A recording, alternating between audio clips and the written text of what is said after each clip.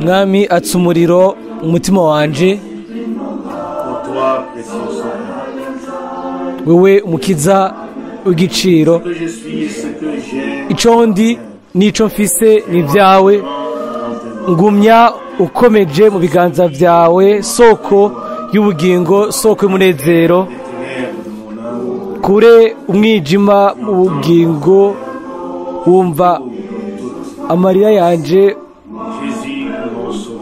Yesu umukiza wanje, umwami wanje, imana yanje,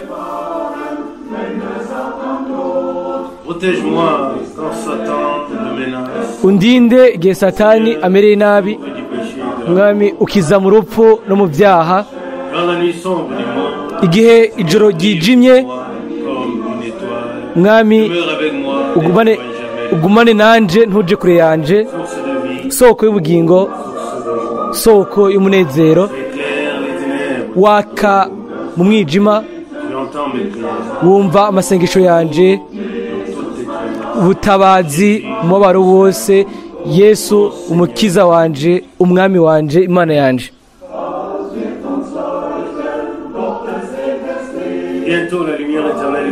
Vuba umuco uhoraho w'Imana uzokwaka, nezerwa bugingo,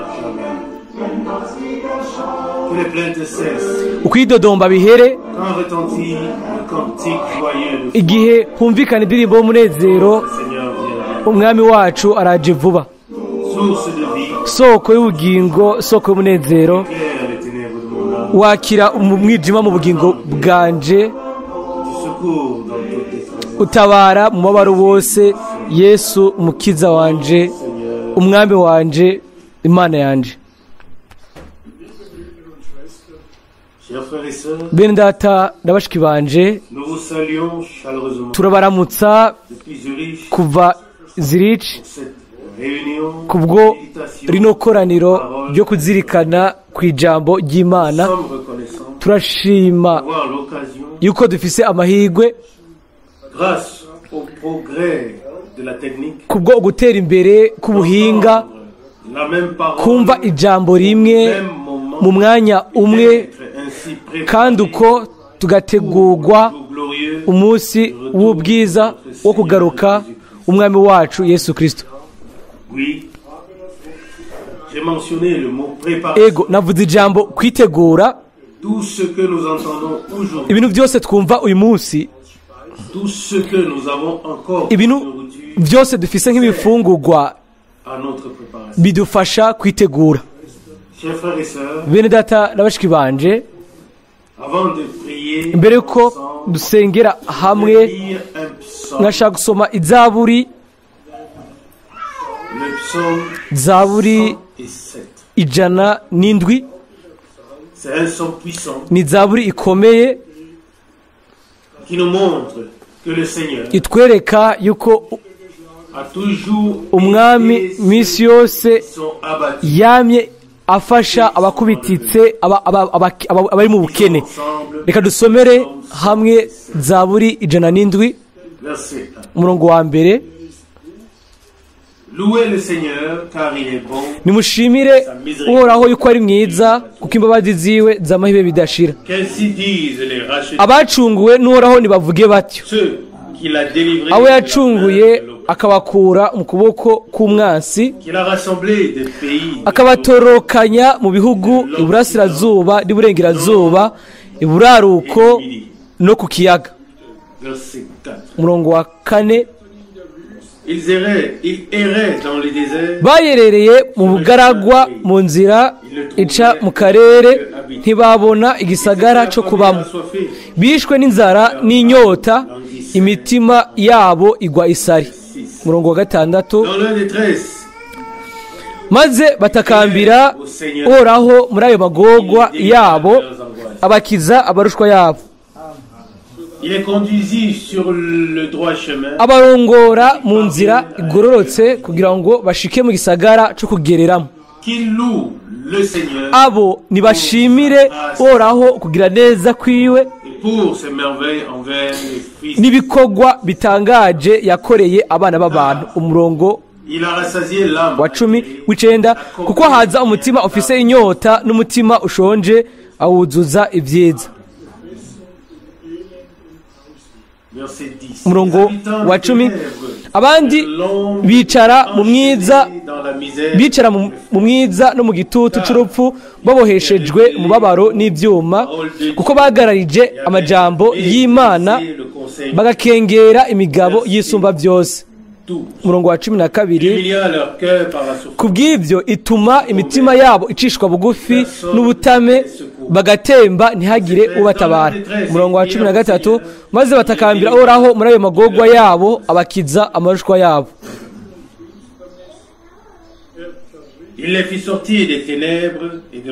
Abakura mu mwiza no mu gitutu c'urupfu aca iminyororo yabo. Umurongo wa 15 abo ni bashimire Uhoraho kugira neza kwiwe n'ibikorwa bitangaje yakoreye abana b'abantu. Umurongo wa 16 kuko yamenye inzugi z'imiringa akavunagura ibihindizo by'ivyuma. Amen.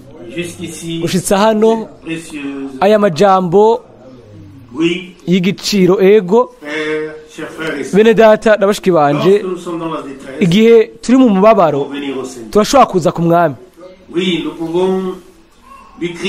turashobora kumutakambira mu mubabaro wacu kandi azotugirira akagongo nk'uko byanditswe hano muri Zaburi.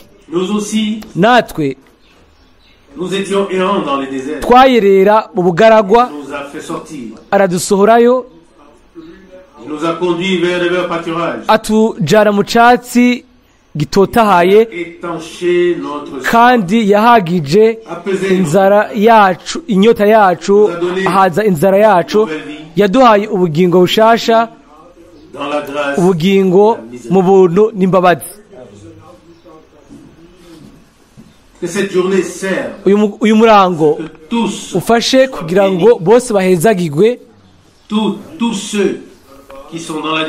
abo bose bababaye bashobore kugira umwimenyerezo mu buryo bushasha imbabazi n'ikigongwe c'umwami. Abe hano umwami aduhezagire twese twumvirize aya majambo, adutegurire umunsi w'ubwiza ugaruka kwiwe. Kadusengere hamwe. Data wizigirwa uri mu ijuru, nahabwa amashimwe, icubahiro, ubwiza no gushimirwa kubwo kugira neza kwawe kose, kubwo imbabazi zawe zatugaragaje,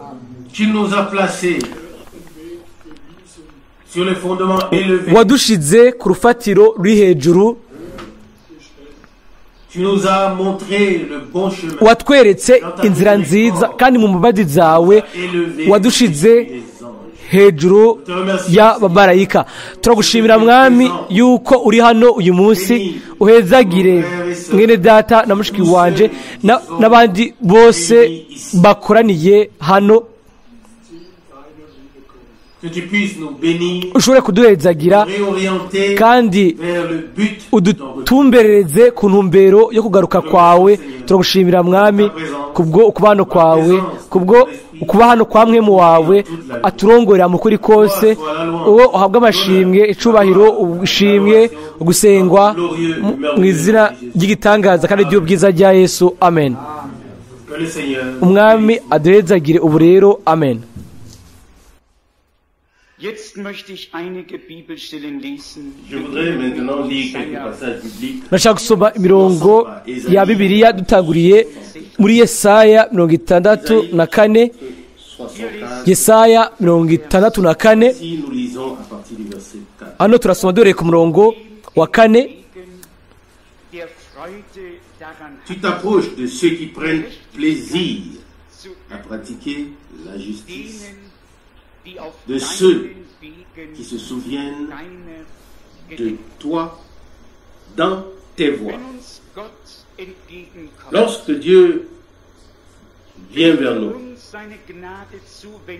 lorsqu'il nous accorde sa grâce, igihe Imana ije kuri twebwe, igihe itugiriye ubuntu, iyo ituvugishije, igihe iduhishuriye ijambo ryayo n'ukugomba kwayo, Alors nous avons la preuve. aho rero tuba dufise Nous avons ikimenyamenya yuko twagiriwe ubuntu imbere yiwe, la grâce de Dieu. kandi ubuntu bw'Imana nabwo bujanye no kuba butumenyesha inzira zayo. Si cette parole Nimba iri jambo duhejeje gusoma est valable pour nous, rifise agaciro kuri twebwe, alors le Seigneur aho rero umwami vient vers nous. aza kuri twebwe, aratwegera uyu munsi, Il vient vers toi, il vient vers moi. aza kuri wewe, aza kuri jewe, kugira ngo Se révéler à toi et à moi. akwishurire nanje anyishurire, kugira ngo ibintu La parole dusoma mu ijambo bicike ibintu tubamwo ubwacu hamwe n'Imana, et non seul, et pas seulement kandi des récits. ntabe ari inyandiko gusa Ce que canke imyimenyerezo iyo abandi bakoze hamwe n'Imana. nous tous, Twese nous avons le droit turafise uburenganzira d'avoir bwo kugira une relation ugufatanya n'Imana hamwe no kugira personnelle. imyimenyerezo yacu hamwe nayo. Nous avons tous le droit. Twese turafise uburenganzira bwo kugira umwimenyerezo mu burongozi bwamwe mu yera, kommt denen entgegen. Conforme. buzoba misi yose buhuje n'ijambo ry'Imana. Il est dit dans le verset 4. Hano ku murongo wa 4 muri Yesaya, umwami ijambo riravuga ngo umwami yegera abanezererwa no gukora ibyo kugororoka, abatabikora kubera ko babitegetswe, kubera ko batinya guhanwa, ariko ngo abakorera Imana banezerewe Ils le suivent. bakayikurikira mu munezero. Umwami Veut faire de nous Sind in seinem des personnes habiles. ashaka kutugira abantu bashoboye kugendera mu nzira zayo, abantu bafise umunezero wo kumviriza ijambo ryayo bagakora ibyo agomba. De ceux, la suite du verset, Bibandanya ku qui murongo se souviennent de toi. Dans aho tes voies. nabonye ngo abakwibuka ku nzira zayo, atari ku nzira zacu, ariko abibuka ku nzira z'Imana. Turashobora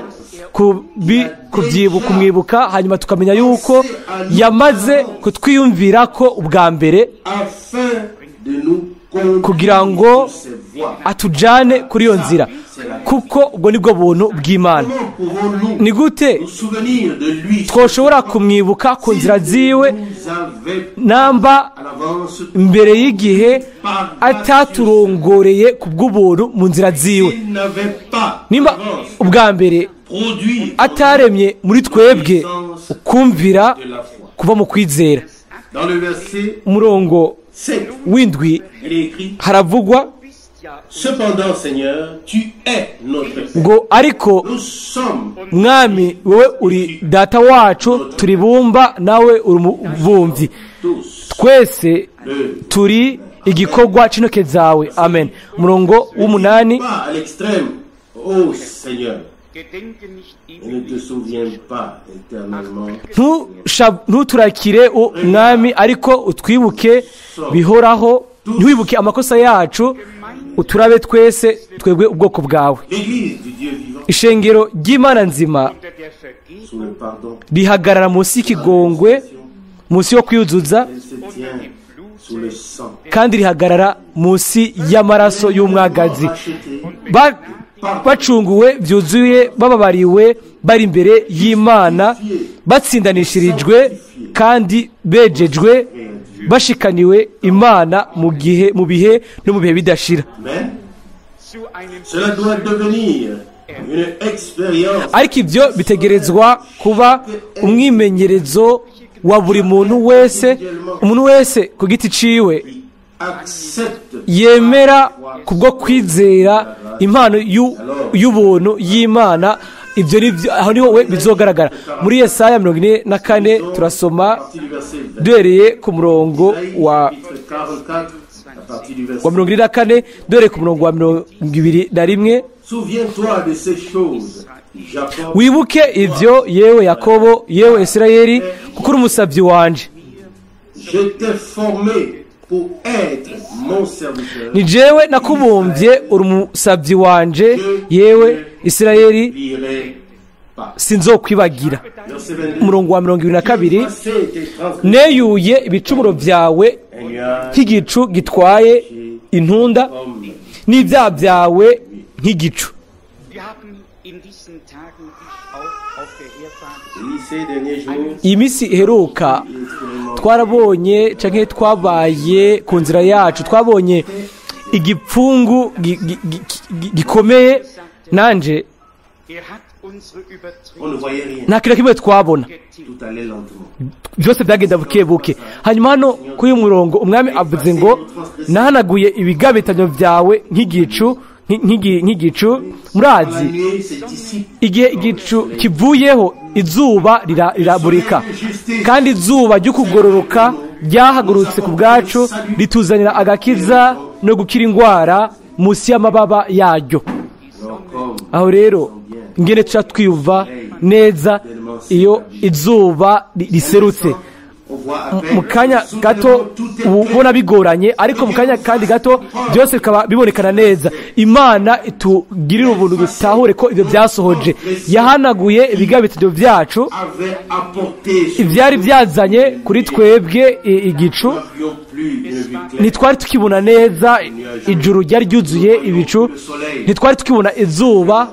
umwami Tout en, byose abikuraho comme il est dit ici, nk'uko byanditswe hano ku murongo wa 22 muri Yesaya 24 ngo neyuye ibicumuro byawe un nuage nk'uko nk'igicu gitwaye intunda n'ibyaha byawe nk'igicu.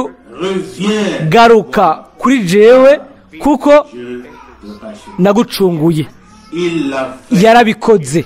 Nous pouvons revenir turashobora kugaruka kuri we mu kwizera. directement. hanyuma neza neza inyuma yaho hacavugwa ku murongo wa 23 Réjouissez-vous. ngo mwamajuru mwe muririmbe kuko Uhoraho abikoze. Profondeur de la tête. wabwina bw'isi usemerere nimuturike muririmbe. Vous, montagne, mwa misozi mwe poussez, nawe crie den der Herr une joie. vollführen. Je reprends le verset 23. umurongo wa 23 arawusubiyemo ngo mwamajuru mwe muririmbe kuko Uhoraho abikoze. Lorsque notre Seigneur igihe umwami wacu yapfa ku musaraba igorogota yarasemereye tout est aravuga ngo byose birarangiye. mwako kanya nyene Imana n'abantu bari biyujuje. à cet instant. muri uwo mwanya ikibazo cyo gutsindishwa kwacu cyari giheze. ikigongwe, ubuntu, agakiza Ont été accordés. twari tubihawe. Plus aucun, nta muntu n'umwe aucun être humain ne nta muntu n'umwe peut être perdu agishobora guhona kubera yuko yacumuye. umuntu ahona ni kubera yuko gusa adashaka kwizera ko icyaha ciwe cababariwe. Prenons-nous cela. mbega ibyo turabitahura. Personne nta muntu n'umwe ne peut plus être perdu. nta muntu n'umwe agomba guhona kubera ko yacumuye. umuntu Qui ne peut abyanse gusa kwizera akaba kwemera yuko ugutsindishwa kwiwe n'icyaha ciwe cyahanaguwe kikavanwaho. nuwo gusa ahona. mbega ni bange bashobora kwizera yuko umwami atugira ubuntu bwiwe kigongo ciwe ku bw'ubuntu. Amen. amen. ego Tous, naturellement. bose mu buryo busanzwe. Combien peuvent ni croire bangahe bashobora kwizera yuko ibyaha byacu byahanaguwe n'igicu kandi ko izuba ryaserutse ku bwacu ku bw'ubuntu. pas par notre si kubera yuko twari tubikwiriye, oya, Imana yaraduhamagaye nico gituma twaje. dans le même chapitre muri kino gice nyene Yesaya 44 24 turasoma umurongo wa 24. Der Herr gesprochen, ainsi a parlé le Seigneur Erlöser, ton rédempteur der dich uku niko Uhoraho agize umucunguzi wawe gebildet dès ta naissance wakubumbye uhereye ukiri mu nda, uti ni jewe Uhoraho fait der ich toutes den choses. Himmel ndema byose. Seul j'ai déployé les ich cieux, allein, die Erde seul j'ai étendu. naguye ijuru ndumwe ngaranzura isi. C'est lui. hari uwo twari kumwe, niwe akora byose muri bose. n'uyu munsi naho Précisément durch en ce sein moment neza neza muri uwo mwanya peut agir ashaka gukorera muri twebwe biciye ku ijambo ryiwe biciye no kuri mwemu wiwe. Ashaka kuduhishurira kugomba kwiwe biciye ku ijambo ryiwe. Si abantu bamenyekanisha kugomba kw'Imana. Imana yamaze kubishura ibishura mu ijambo ryayo. Umurongo wa 26 aravugwa muri Yesaya 24 ngo nkomeza ijambo ry'umusavyi wanje ngashitsa inama z'intumwa zanje,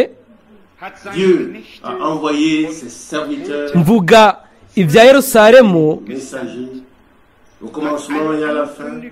ku ntango no ku iherezo, yamye itangaza ivuga hanyuma ikagaba yuko byose bisohoza mu gihe gikwiye. Muri Yesaya 45 umurongo wa 2 n'uwa 3 haravugwa ngo nzoja imbere yawe kandi hari uduhogoro nzohasena, nzomenagura inzugi z'imiringa, nzovunagura ibihindizo by'ivyuma. Umurongo wa 3 kandi nzoguha itunga rihishijwe mu mwiza n'ubutunzi bunyegejwe mu mpisho, kugira ngo umenye ko ari jewe Uhoraho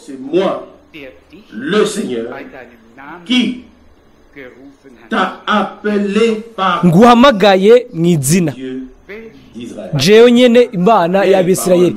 Mbega ijambo ry'igitangaza! Ikintu ciza nuko ari ivy'ukuri, nuko ni ivy'ukuri ko Imana yugurura imiryango ikatureka tukinjira, igaca inzira imbere yacu. Ibintu biba bisa nkaho menga ntibishoboka kuri twebwe, nkaho menga ntitwobirengana, ishobora kubisena kugira ngo dushobore gucamwo dudatembagaye.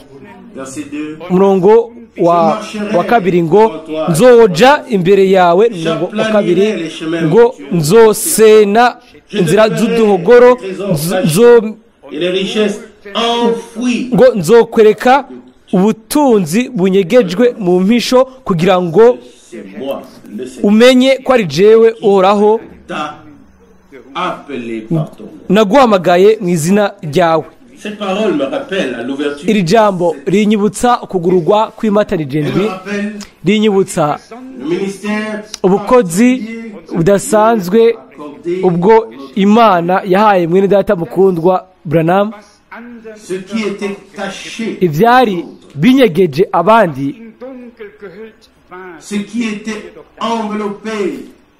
ivyari binyegeje tuvyibuke mu binjana byarenganye. Ni bangahe basomye amahishurirwa ayo dusoma uyu munsi, ariko batagize uko guhishurirwa kubera yuko igihe nticari bwashike. Imana itanga misi yose umuco mu gihe gikwiriye kuvyo yasezeranije mu ijambo ryayo kubw'igihe byagenewe, hanyuma ikabisohoza. Imana yaduhaye amahirwe akomeye. Amen. Ntikikiri igitabo kifatanishijwe ishashara, ariko ni igitabo cuguruye kirimwo uguhishurwa kwa Yesu Kristo n'uguhishurwa kw'ijambo n'uguhishurwa k'ukugomba kw'Imana. Hanyuma aca haza kw'iherezo, kw'iherezo haca haza uguhishurwa kw'abahungu n'abakobwa b'Imana. Ivyaremwe byose birindiriye kwerekanwa uguhishurwa kw'abana b'Imana. Aho naho rero navyo bizoba nkuko biri mu Baroma 8:19. Dusome ubu rero umurongo w'8 muri Yesaya 45.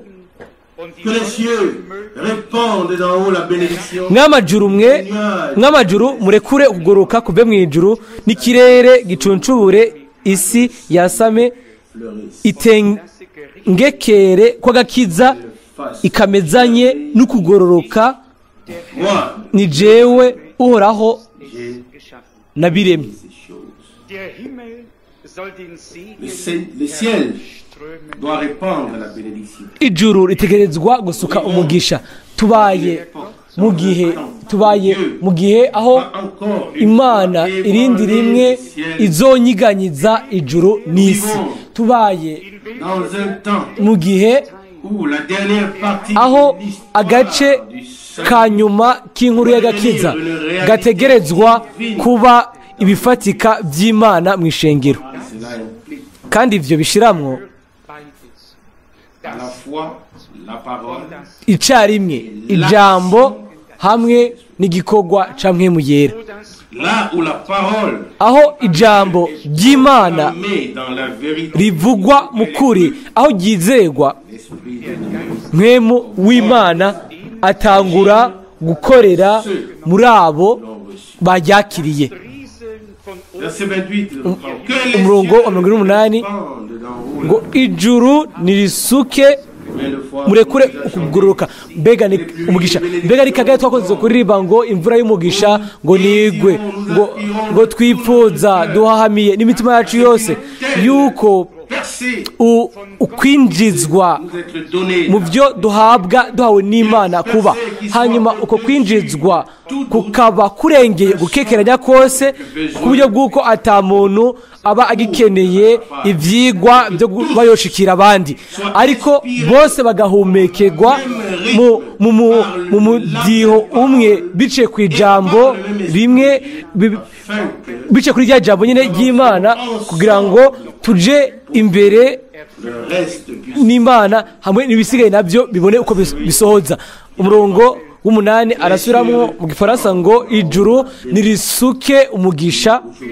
uyu munsi naho Dieu veut nous faire imana ishaka kutumenyesha yuko ijuru riruguruye kandi ko umugisha w'imana urisuka. la colère de Dieu. uburake bw'imana bwahoheye Dieu nous regarde. hojejwe ku igorogota, imana biturabana urukundo, imbabazi kandi no mu kigongwe. amen. Notre parole irindi jambo me rappelle ici hano rinyibutsa le chapitre 10 igice c'icumi co muri Zekariya, Uns allen sehr dans lequel est muri ico donnée la promesse havugwamwo isezerano twese turabizi neza. muri Zekariya 10 umurongo wa mbere demandez au Seigneur la pluie ngo uhoraho abe ari we musaba imvura ngwigwe hier, mu gihe saison. cy'itasura, Le Seigneur est celui qui produit muyisabe. uhoraho arema imiravyo, et qui vous donne les pluies nawe azobaha imvura y'umuvuvu umuntu wese amumereze imirima. Sûrement la première cyane fois. cyane agace ka mbere k'uyo murongo ngo nimusabe uhoraho imvura De la pluie de l'arrière. ngo mu gihe gab einen cyo mu gihe igihe cy'itasura. Il y a eu une pluie turabizi la yuko première habaye imvura ya mbere aufgehen sollte, et que la semence qui kandi ko urubuto rwategerezwa kumera mu gice cya mbere par la pluie de Dieu. mu kinyarwanda cya mbere cya gikristo rwarabombetswe n'imvura y'imana, ijambo rizana ibyamwa, urubuto ruramera, umwami ashobora kubyemeza. bitegerezwa kumera uko nyene ku ijambo ry'isezerano ry'imana ubu ku iherezo. La pluie de Dieu imvura y'imana itegerezwa gushobora kugwa ku rubuto rw'ijambo kugira ngo a été promis. ibyasezeranywe muri rino jambo bishobore kumera. Jacques yakobo a encore très clairement nawe exprimé yabivuze mu buryo butomoye mu isezerano 5, rishasha mu gice cya gatanu, yakobo gatanu, chapitre 5, yakobo gatanu umurongo w'indwi. soyez donc persévérants nuko bene data mwihangane jusqu'à l'avènement. mushitse aho umwami yesu azozira. Souvenez-vous que le laboureur attend umurimyi arorera imirima myiza ayiridira yihanganye ihretwegen jusqu'à gushitsa aho izoronkera imvura y'agatasi n'iy'urushana. Verset 8. Vous aussi, soyez donc patients et affermissez nuko namwe nimwihangane mureme mu mitima kukoza k'umwami kuri hafi. Amen. quand nous imaginons que Iyo twiyumviriye yuko nk'imyaka ibihumbi bibiri iheze que Dieu a kandi ko inspiré ces hommes Imana yahumekeye abo bagabo au point où ils ont écrit ku buryo bw'uko qui s'applique et se produit bandika ibifatira n'ibisohoza uyu munsi mu minsi yacu, barajanywe bacishwa mu bihe, bashigwa mu gihe où nous vivons maintenant. ico tubayemwo ubu. Dans ce temps-là, Muri ico gihe l'avènement ukoza k'umwami est encore si proche. ntikwari bwabe kuri hafi kuko meje kubivuga, ibi haheze nk'imyaka ibihumbi bibiri, Mais maintenant, ariko ubu nous remarquons ubu turabona le signe des temps. ibimenyetso by'igihe, ugusohoza k'ubuhanuzi bwa Bibiliya. C'est pourquoi, Nico gituma déjà à l'époque, mbere na kiriya gihe umwami yaragabye kugira ngo devons savoir ibintu byose dutegerezwa kuba twomenya byandikwa, kugira ngo igihe kizoba gishitse tuzomurikirwe n'Imana, dushobore kubona imirongo ya Bibiliya ikwiriye, kugira ngo l'orientation spirituelle tugire amerekezo yo mu buryo bw'imwemo, dushobore kwizera, hanyuma tugire icizere umwami. Umurongo w'umunani muri Yakobo 5 ngo nuko namwe mwihangane mureme mu mitima yanyu kuko kuza k'umwami kuri hafi. et avant que le retour du Seigneur puisse avoir lieu, Imbere yo kuza k'umwami, kugaruka k'umwami kuba, spirituel, imvura sonde, y'imwemu mu bushobozi itegerezwa kugwa ku rubuto rwakwiragijwe, kugira ngo difficulté, rushobore kumera atabibazo, rugire ivyamwa nk'uko ijambo ry'umwami rivuga. Murongo w'icenda muri Yakobo 5 turahanurwa, hakavugwa ngo nimwidodomberanire bene data kugira ngo ntimucigwe kwiteka. sachez bien que le juge Umucamanza à la porte. ahagaze ku rugi. Dans la dernière période, Mu gihe ca nyuma ndavyizera, ndavyemezwa, kandi bizomera uko byari bimeze ku ntango, et saint, bitunganye vyera, ata kintu c'ikinyoma kirimwo, ata kinyoma, ata bubeshi, ata kintu na kimwe. Tuzoba twese dufise iminwa itunganye, dufise umutima utunganye, turi imbere y'Imana. personne ne tendra des Nta muntu n'umwe azotega umutego uwundi, nta muntu n'umwe azoshobora kugoreka ijambo, nta muntu n'umwe azoshobora gutahura uwundi mu buryo bubi. cette harmonie divine. Gufatanya kuva mu ijuru, guhuza kuva mu ijuru kuzuye gutegerezwa kuganza mu bacunguwe bose, imbere y'uko bashobora kungwa n'umutwe, bakungwa n'umucunguzi. Seul Ni gusa Dieu peut accomplir. ni Imana ishobora gusohoza ibyo muri twebwe, Nous-mêmes, nous ne pouvons twebwe ubwacu ntidushobora kubikora.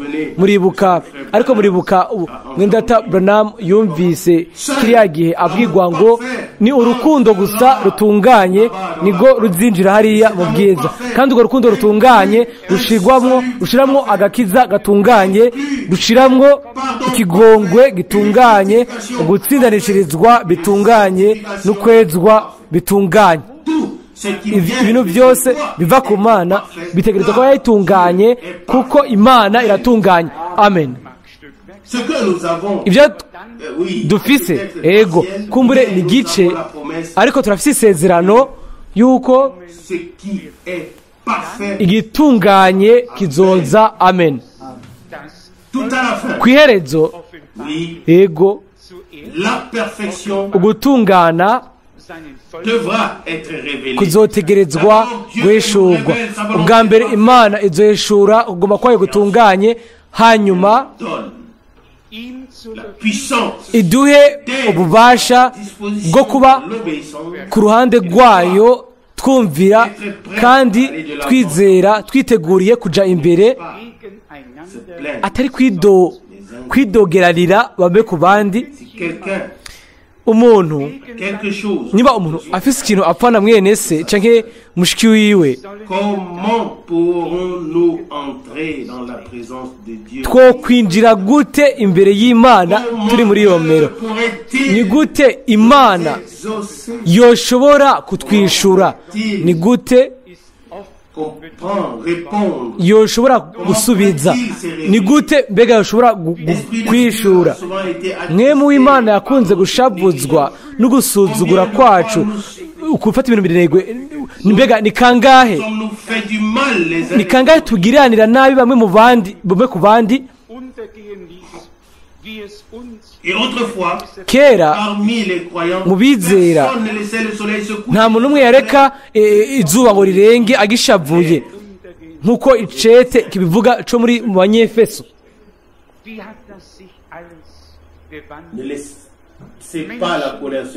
Ngo ntimureke izuba ngo rirenge mugishavuye, ngo ntimugashavure kandi ntibakoreshe icyaha.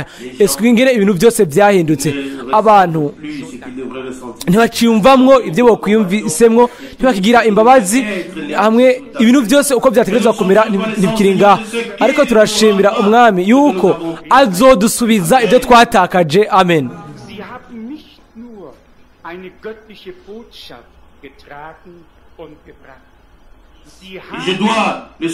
Ntegerezwa kubisubiramwo. Mwene Branham na Paulo n'abandi bantu bose b'Imana ntibatwaye ngo batange gusa ubutumwa bw'Imana, bagaragaje ego, babyerekanira mu buzima bwabo akamere ubwako ego ka Yesu. Ijambo ryacitse ikintu gifatika muri bo. Bitumarira iki? Ubumenyi butuduga mu mutwe mu gihe umutima wacu uguma ugaragara, hanyuma rimwe rimwe ukaba wuzuye ibintu biwushanije. Imana ishaka kutugira abantu bari mu gufatanya nayo, abo ijambo ryayo baribwiwe. Uko reko twakiriye iyo jambo nyene,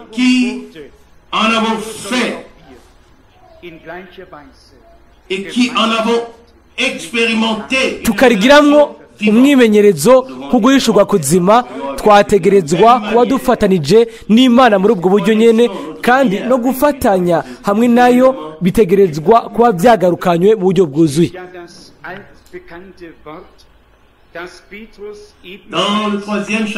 Mu gice cya gatatu ibyakozwe n'intumwa, ari amajambo azwi cyane ayo Mwemu w'Imana yavugiye muri Petero, ibyakozwe n'intumwa gatatu umurongo wa 20 n'uwa 21, ngo kugira ngo nayo izitume Kristo yabatoranirijwe kera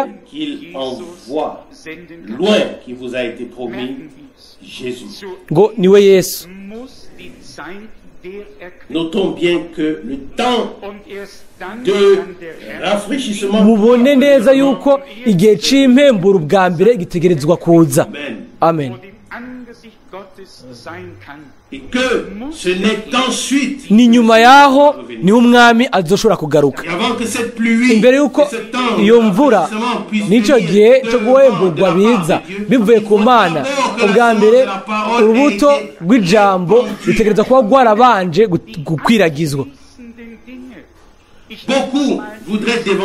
Benshi boshatse kugendera imbere, kwitangira imbere Imana, ariko mbere no mu rugendo rwanje ruheruka natahuye yuko Imana ishobora gutangurana n'ibintu bya nyuma igihe abahamagariwe kubibamwo bazoba bamugoye mu bihugu byose, mu ndimi zose no mu bihugu byose. Nico gituma igikorwa cyacu ni gutwara ubutumwa bw'Imana, umuhamagaro wa nyuma tukawutwara mu isi yose, tukamenyereza ubwoko bw'Imana ibyo Imana ikora ubu bihuje n'ijambo ryayo. Je crois que le Seigneur, ndizera yuko l'histoire umwami yasohoje inkuru y'agakiza mu misi yacu. Ndizera ko ubutumwa bwa nyuma butegerezwa gushikira impera z'isi afin que kugira ngo les personnes abantu qui sont destinées à l'entendre bagenewe kubwumva bagire amahirwe yo gufata ingingo zabo überwältigend l'entendre. bavyumve. zu stellen, Comme c'est dass Gott über unser Denken bouleversant ese ukuntu ou bien submergent bidukorako canke biturengera au-delà de nos pensées. iyo tubonye ko Imana birengeye ivyumviro vyacu n'imigambi yacu, yugurura imiryango igaca inzira kugira ngo ihamagare. wir glauben Et von ce qui est Herzen, beau, Ikintu ciza c'est que nuko nous ne représentons pas une organisation. ntiduserukira ishirahamwe, ariko twizera n'umutima wacu wose Qui a ressuscité le troisième umwami wacu dukunda yapfuye ku bwacu akazuka ku munsi ugira gatatu ava ariho agendera hagati y'ibitereko amatarwa by'izahabu, yarungitse intumwa zayo kandi ikavugira muri bo, kandi dufise amahirwe yo kwizera ico bavuze au nom du Seigneur. mu izina ry'umwami. Petrus hat auch schon gleich am Anfang Pierre a d'ailleurs parlé Petero mbere yavuze guhera ku ntango avuga ibyo bintu ces 20 umurongo wa 20 igice cya gatatu ngo für euch. viennent ibihe by'impemburo bibone uko biza bivuye ku Mana Allerdings mugahabwa. Ni igice cya 19 mu Kirundi. doit recevoir Kristo yabatoranijwe kera niwe Yesu, ariko ijuru rikwiye kumwakira gushitsa ku bihe byo gusubira guhindura ibintu byose bisha, nk'uko Imana yavuze mu kanwa k'abera bayo yavugisha bose uhereye ubwa mbere na mbere. Amen. je pense Ndiyumvira in Bahrain, au prédicateur ku muvugabutumwa der mich im pentecôtiste w'umupantekoti i Bahrayi fragte, was lehrst du, was glaubst du? qui est venu yaje me voir à l'hôtel. kundaba mu hoteli aho narindi, arambaza ati uziki wizera iki? Je lui ai rendu brièvement. Hanyuma ndamushingira intahe mu ncamake. Geläufig, Mais après Inyuma aber was du vor le dernier service, y'ikorane ca nyuma il m'a dit yarambwiye ati muri Data Frank, je ne connaissais pas ces passages. sinarinzi iyo mirongo ya Bibiliya ku byo wagaragaje ni ijambo ry'Imana. Et c'est de ça qu'il s'agit. C'est ce qui est Bijanye n'ivyo nico kintu nyamukuru, que nous n'exposions pas n'importe quoi. ko tutavuga ibintu ibyo ari byo byose, ariko mu buryo butondetse tugashobora kugaragaza Un Dieu d'or, Imana ni Imana ya gahunda. ce qui est beau. Ikintu ciza Pas d'une opération ntibijanye n'ibikorwa mu buryo bwo kwinyegeza gato hano akandi hariya ibubamfu n'iburyo, ariko bijanye no gutanga ikintu umutima, ikintu nyamukuru c'ubutumwa bw'Imana, tukajana inzira tudaciye ku ruhande, tudaciye iburyo, tutari abantu les enfants de Dieu. bakora ibintu byabo ariko mu buryo buhagaze neza, turi imbere y'Imana. Abana b'Imana nibo bantu ba mbere beza bahimbaye hano ku isi. Nta muntu yoshobora kuba ahimbaye gusumba abana b'Imana. On doit pouvoir bien s'entendre. Dutegerezwa kumvikana nabo, Bonne relation. tukagira ubufatanye bwiza nabo, ariko Qu'en est-il en réalité? mu by'ukuri bimeze gute? Da sind wir ungenießbar. Nous sommes turi abantu bagoye kwihanganirwa. Kubera iki? Cela ne doit pas être. Ibyo ntibikwiye kumera nk'uko. Lorsque nous reconnaissons, Igihe tumenye, nous le reconnaissons. igihe tubimenye turabimenya, hanyuma tukaza ku Mana tukavuga tuti mwami turashaka guhinduka duse nawe. Amen. Kandi arabikora, arabikora. Unser Bemühen. Ce n'est pas notre volonté. Si ukugomba nos efforts. kwacu cyangwa kwihata kwacu, oya, Nous le laissons. turamureka gusa agakora mu bushobozi muri twebwe biciye kuri bwebo wiwe. Uyu munsi naho Nous ne faisons pas de plan. nta mugambi dufise, Nous ne faisons pas de programme. nta gahunda, nta porogaramu dushiraho. Nous voulons Turashaka nous introduire gusa gushigwa dans le Dieu. mu mugambi w'Imana, muri gahunda y'Imana, mu myizere. Tout comme au commencement, Nk'uko ku ntango tous les ministères ubukozi bwose fonctionnaient en harmonie directe dans le corps. bwakora buhoza mu mubiri wa Yesu Kristo, En être ainsi à la fin. bitegerezwa kumera uko nyene ku iherezo. Aufgabe quelle que soit la tâche que quelqu'un ait à accomplir dans le monde, ntacyo bitwaye igikorwa icyo umuntu ategereza gukora mu bwami bw'Imana, nta na rimwe ikintu cy'Imana sera dirigé contre une autre chose de Dieu. kizogenda gihangana n'ikindi kintu cy'Imana. Oya, aho umwami akora, aho ashikira ibyo afitiye uburenganzira, Tout ce qui est propre, ibintu byose byacu bwite nk'abantu birahera. Aho rero divine est établi. ubu ubufatanye Chaque individu guhuza kuva ku Mana burashigwaho, hanyuma umwe wese ku ruhande rwiwe, hanyuma mu buryo busanzwe bigakwiragira mu ishengero ryose, na cyane cyane mu bantu batangaza ijambo. je l'ai déjà dit, während der Zeit à l'époque où frère Branham naramaze kubivuga mu gihe aho mwene Branham yakora ubukozi bwiwe, die ihm auf die il y Schulter en avait tant qui lui hariho abantu benshi bamukora ku bitugu bakamubwira bati uri umuntu w'Imana adasanzwe. alle, die wir frère Fendler mwene data Fendler ari hano, dans les réunions. twese abari mu makoraniro twarabonye ibyo Imana yakoze, was aber geschah. Qu'est-ce qui s'est passé? ariko hashitse iki mu nyuma. Chacun est parti de son côté. umwe wese yagiye ku ruhande rwiwe, Propre ouvrage, yiyubakira igikorwa ciwe, yubakira igikorwa ciwe hagati mu bwami bw'Imana. Hanyuma le peuple de Dieu ubwoko bw'Imana n'a pas été conduit à cette unité. ntibwajanywe muri ubwo bumwe bw'Imana, kubera yuko kajewe Le moi kajewe k'umuntu bwite est très fort. kari kagikomeye, kari mu murongo wa mbere. Igihe Imana ikoze ikintu Ça se fait en accord, bikoreka ibyo bihuje n'ijambo ryayo. soit Pierre, Yaba Petero, Paul, Pawulo, Yakobo, Yohana, uwo ari we wese yarakora, akavuga ubutumwa, akandika, tout était conduit par le même esprit. byose byaba birongowe na mwemu umwe kandi bigahuza mu buryo bwiza, byaruduzanya kimwe inyuma y'ikindi. C'est ainsi que les ministères secondaires Uko niko ubukozi butegerezwa kuba ku iherezo. peuvent se réaliser Ubumwe autrement. nta kundi kuntu bwoba Ce n'est tel kiretse gusa uko Imana yabigenye. cela ne puisse se Kandi ibyo kugira imbere y'uko ibyo biba, twese nanjye ndishizemwo ndabishaka muri abo bose, twese dutegerezwa guherahezanya n'ibintu damit Gott mit uns nous est propre, n'ibintu byacu bwite, afin que Dieu puisse commencer avec kugira ngo Imana itangurane natwe. qu'il Sinzi est nigiye gusa igihe itanze ubukozi ikarungika, que là que nous pouvons aho niho dushobora kuvuga mu izina ryiwe.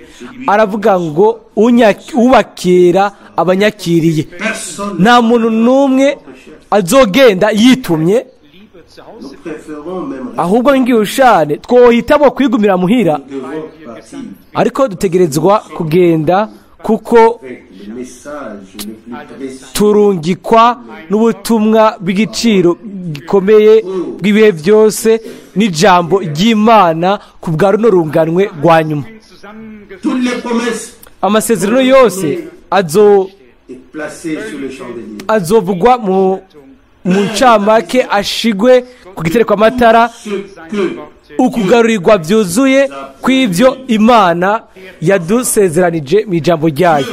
nous a annoncé Imana tant de rafraîchissement yatubwiye ibihe by'impemburo imbere yo kugaruka kwa Yesu Kristo. ce temps de rafraîchissement Ico gihe c'impemburo devait être précédé par le message categerezwa de tout kubanzirizwa n'ubutumwa kugira ngo ibintu byose bigarukanwe. Ibi byanditswe hano kubera umwami wacu mu byakozwe n'umwa 3:21. Der Wiederherstellung alles dessen, oui, étant parlé de notre Seigneur Ibivugwa iby'umwami wacu yuko dans le ciel, agumizwa mu ijuru, umurongo wa 21, ngo uw'ijuru rikwiye kwakira gushitsa ku bihe byo gusubira guhindura ibintu byose bisha kuko Imana yavuze mu kanwa k'abera bayo yavugisha bose uhereye bwa mbere na mbere. Nta kintu na kimwe gishasha dushaka ubutumwa bwiza bwa kera, dushaka ijambo ry'Imana ritunganye ryera nk'uko nyine twarisigiwe. Imana izokwemeza ko ari ijambo ryayo atari ivyumviro vyacu. Izosohoza gusa amasezerano ayo yatanze, ariko dutegerezwa ubwa mbere kuyizera, dutegerezwa kuyemera.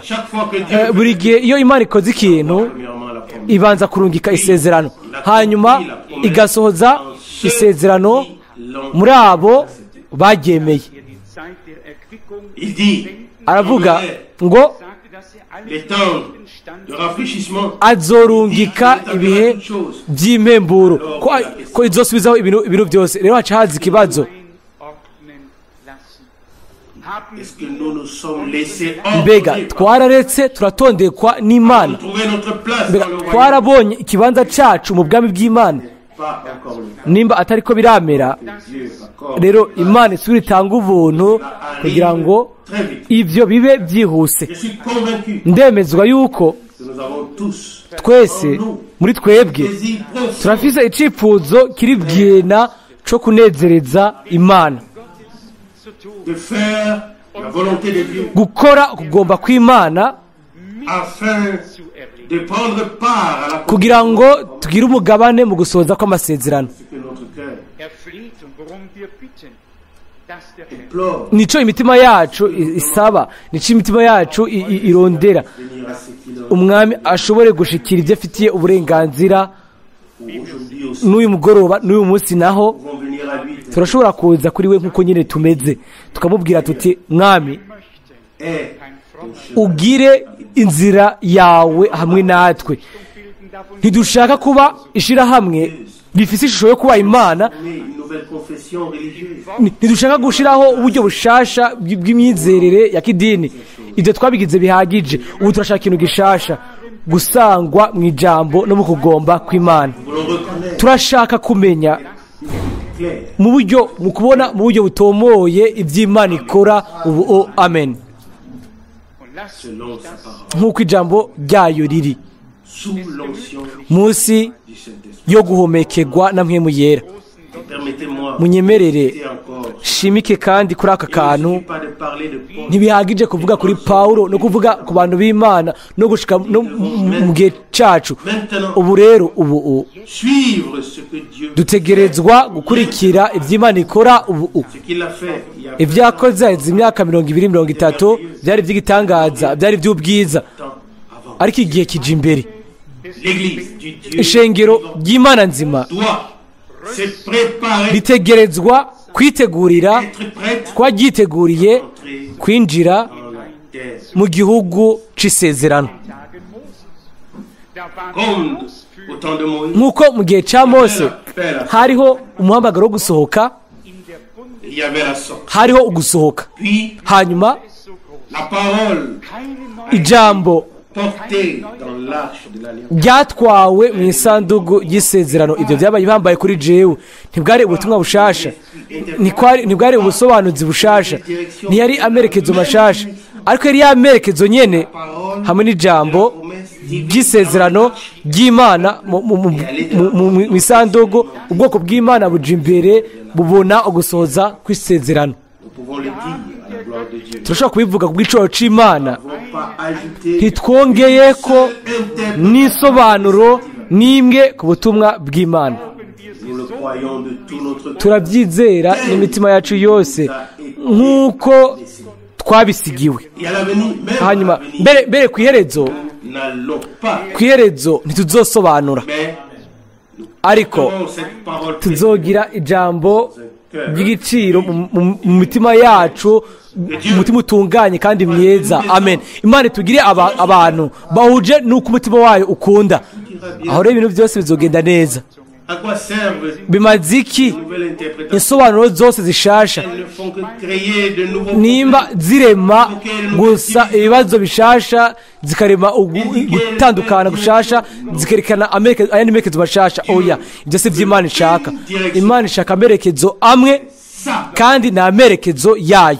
die Fortsetzung Je crois que nous assistons maintenant begonnen hat. très consciemment. Ndizera yuko ubu turiko tubona mu buryo tuzi neza ibibandanya ku by'Imana yatanguye. Nous ne nous contentons pas de Ntiduhaze gusa no kuvuga ngo ego l'intermédiaire de frère. ngo biciye kuri mwene data Branham Imana yakoze ibi na biriya. Nous voyons comment le message Turabona ingene ubutumwa umuhamagaro ingene bikwiragizwa mu isi yose, ingene abantu bashaka kubigira bwo umugabane barahamagagwa ngo basohoke. avant cela Imbere y'ibyo guheraherezwa ntibizoba ntibishobora kuba, kuko biranditswe no muri Mateyo 24:14 Vom Reich cette muss bonne ngo évangile ubutumwa bwiza bw'ubwami buzovugwa mu isi yose kugira ngo bubere icabona toutes les nations. amahanga yose, Alors viendra la fin. aho n'iherezo rizoza. Mu vyesho Yohana 10:7 naho aravuga ngo ku munsi kwijwi ry'umumarayika w'indwi igihe azovuza inzamba ibanga ry'Imana rizosohoza nk'uko yabishuriye abasavyi bayo ivugisha. Le même esprit de Dieu Wa mpwemu nyene w'Imana qui a parlé par les prophètes uwavuze avugira abo bahanuzi, uwo mpwemu nyene w'Imana a révélé toutes ces choses. yahishuye ivyo bintu byose biciye mu bukozi bw'ubuhanuzi. Ni wa mpwemu nyene w'Imana, ni waturongora mu kuri kose, kandi Sommes affermis turashikama tugashingwa muri uko kuri kugira ngo tugende tuje imbere. Ikintu ciza nuko que Dieu nous a nitwizera ivyo Imana dusezeranye nije ne serons wenn wir glauben, jamais déçus. ntituzigera tumaramara, Croyons ce que les hommes ariko nitwizera ivyo abantu bavuga tous tuzokwama iminsi yose tumaramara. hat es so eingerichtet, Dieu dass l'a keiner fait. zu Schanden Uko niko Imana yabikoze. ihm vertraut.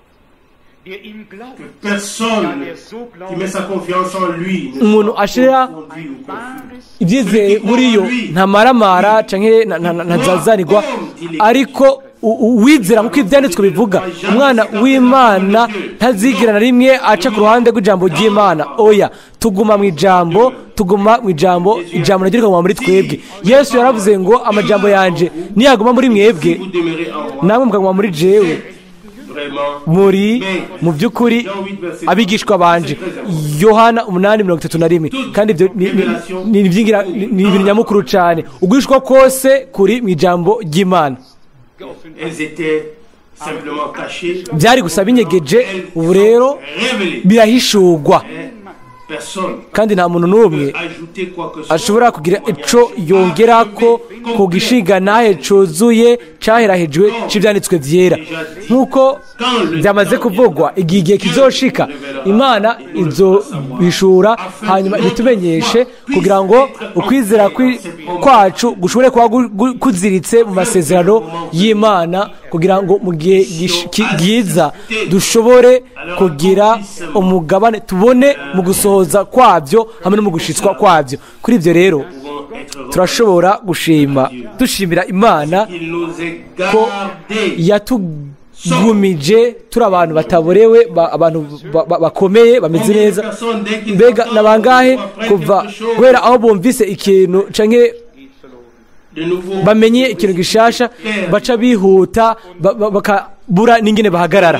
so glaubt, ceux qui se soumettent Hahiriwe à Dieu, abantu bagamburukira Imana, bizera ijambo ryayo nk'uko ryanditswe, hanyuma attendent Realität wird. compte Ich warte. sur la réalité. bakarindira bagasohoza ugusohoza kw'amasezerano ya nyuma, barindira ko amasezerano ya nyuma acika igifatika. Ego ibyo ndabirindiriye, kandi nk'uko atagukekeranya ko Imana yabisezeranije, nta nkeka ibyo bizoshika. Kuza kwa mbere k'umwami, Le chemin a été inzira frayé, préparé. yaraciwe irategurwa, On est de même aujourd'hui. nako bimeze uyu Et que les munsi. gens qui la conduisent, Haranditswe kuri Yohana ngo yarongorera ubwoko bw'Imana bururanye. Luka 1:17. Nako bimeze uyu munsi. les personnes Abantu plaisent à Dieu, bahimbara Imana Die mit Gott qui marchent aber es steht da avec geschrieben. Dieu. nibo bagendana n'Imana. Il est écrit Haravugwa dans Amos, muri Amos igice cya 3 comment deux hommes ngo ni gute abantu babiri marchaient ensemble bogendana qu'ils ne soient en accord. bataraganye Amos 3, verset 3. batabyemeranije. Amosi 3:3. ugendana kwacu hamwe n'Imana Réalité que si ni ibifatika by'ukuri niba duhuza nayo kandi tukaba duhuza n'Imana, aho rero tuba duhuza n'ijambo ryayo. Amen. cet accord, ni uko guhuza, si cet accord ni uko kwemeranya cyangwa guhuza, niko niyipfuriza kandi niko ndabipfuriza, niyipfuriza twese. s'il y a parmi Nimba muri twebwe hariho umuntu hano ataragira umwimenyerezo hamwe n'Umwami, chacun mutima w'igiciro, menya yuko ugutangazwa k'ubutumwa bwiza nk'ubutumwa bw'umunezero w'agakiza was wir sonst lieb est source niyo soko béatitude, y'ubuhigwe. Verkündigung. Wir rufen demeure malgré tout ce que nous aimons et apprécions. biguma ari byo bintu dukunda kandi dushimagiza hejuru y'ibintu byose. Niwo mutima w'ibitangazwa. Turabinginga mu izina ry'Umwami, nimureke mwiyuzuze n'Imana, mwemerere umutima wose agakiza Imana yaduhereye muri Kristo. Entrez Mwinjire mushike gushika aho muhabwa ushizi bw'amanga bw'agakiza. Mwegere imbere gushika ku bugingo bushasha muri Yesu Kristo umwami wacu. Imana yacu ni umutunzi mu buntu no mu mbabazi, auprès de lui kandi kuri yo le pardon, hari ikigongwe cyuzuye. il l'accorde, Irabitanga, le plein salut. itanga agakiza kuzuye. Mu byemerero uyu munsi Nous-mêmes et disons ku bwacu tubyemere, tuvuge tuti Mwami ndagushimira, warancunguye, ndi uwawe, a payé, warishe ikiguzi ku bwanje, tu m'as accepté, waranyemeye, t'appartiens ndi uwawe toujours. ibihe byose. Gott segne uns. Amen. Que Dieu nous bénisse tous. Imana iduhezagire twese. Amen. Levons-nous Turahaguruka dusenge. de tout cœur pour ta précieuse et sainte. N'umutima wose turakubwiye ngo urakoze kubw'ijambo ryawe ryera ry'igiciro. Oui, fatigué et épuisé, Mwami mwizigirwa, turushe tunaniwe mu mubiri ariko dukomejwe, duhembuwe mu mpemu. je te remercie. Ndagushimira Porte ouverte kubwo imiryango yose yuguruye, kubw'imitima yose yuguruye, pour tous ceux qui kubwo abo bose bemera ijambo ryawe, kuko Mwami avec cela ils t'acceptent, hamwe n'ibyo barakwemeye, ego, te reçoivent. kandi barakwakira mu by'ukuri. Fidèle Seigneur, Mwami mwizigirwa, je te remercie pour tous mes frères et mes sœurs ndagushimira kubwa bene data bose na bashiki banje, avec lesquels je méditais ta parole. abo nihwezanije nabo ijambo ryawe hano, kandi ko Ceux qui l'entendront, abazoryumva nabo ta... mu nyuma. Ah, fidèle Seigneur, Mwami wizigirwa, Und erkannt, nous avons cru twarizeye kandi twamenye toi ko begonnen, qui a commencé ni wewe watanguye et achèvera. kandi ni wowe uzoheraheza.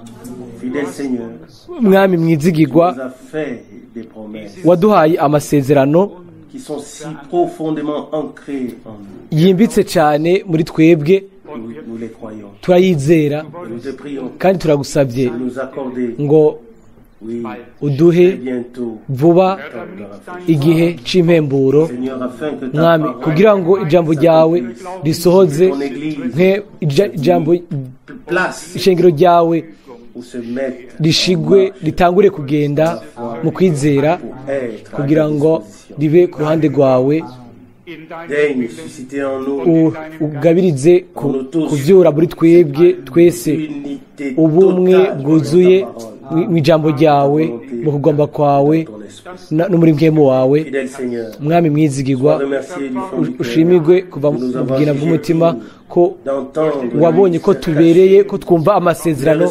anyegejwe, agahishurwa na mwemu wawe tukayizera sans les interprètes. atansobanuro zirimwo. Mwami Notre Dieu, Mana yacu, nous prions pour ceux qui turasengera doivent encore mener un abategereza combat intérieur. abategereza kurwana intambara imbere mu mitima yabo. Mwami mwizigirwa, mögen sie dich yego, Souviens-toi d'eux. ubibuke, erklärt sehen.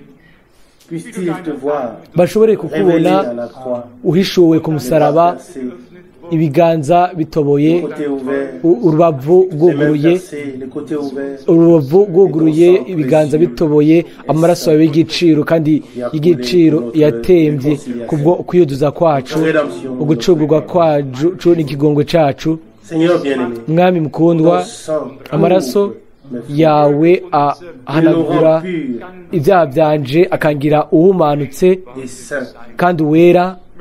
que notre volonté ukugomba kwacu soit entièrement soumise à ta gushigwe volonté. ukugomba kwawe, Nos voies, inzira zacu, que tes voies soient nos voies. inzira yawe icike inzira yacu, ivyumviro vyawe bicike ivyumviro vyacu, ubuzima bwawe bube ubuzima bwacu, ijambo ryawe ribe ijambo ryacu.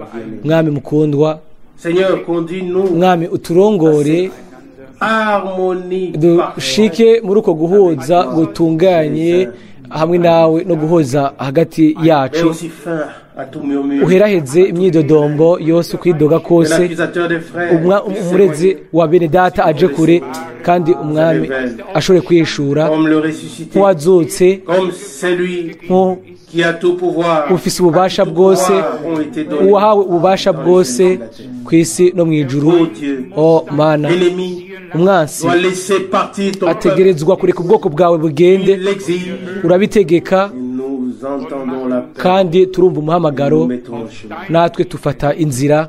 Nous voulons nous souvenir de toi, turashaka tes voies. kukwibuka mu nzira zawe kuko Tu t'es souvenu de nous. nawe waratwibutse. Merci encore une fois. turagushimira kandi irindi rimwe kubwo urugendo ruheruka, kubw'imiryango yugurutse. Seigneur fidèle. mwami mwizigirwa, Nous remettons entre tes mains dushize tout le monde islamique. mu biganza byawe isi y'abisilamu yashutswe ikabeshwa. Car turagusabye ne fais pas exception de kuko personne. wewe nturaba abantu, Accorde-nous encore une fois nturobanura ku butoni, utugire imbabazi zawe, ukore ikintu cy'igitangaza cyo kwegerera ukuraba abandi bose bategerezwa kumviriza kandi bakizera. à ta disposition. turi ku ruhande rwawe Seigneur, mwami, accepte-nous. utwemere, Rends-nous entièrement à toi. udufate byuzuye kuri wewe, Sanctifie-nous. uduhumanure, utweze guhera ku maguru gushika ku mutwe, Nos pensées ibyumviro byacu n'imitima yacu, de notre volonté kugomba kwacu nako et ancrées gushigwe mu kugomba kwawe. wewe le Dieu tout-puissant. Imana ishobora byose, Disons ensemble tuvugiye hamwe ngo urakoze nous avoir bénis, ko waduhezagiye préservés kandi ukatuziganya, et nous nous recommandons twishize mu buntu bwawe. haleluya, ton mu merveilleux izina ry'igitangaza kandi ry'ubwiza. Amen. amen Amen. amen. Liebe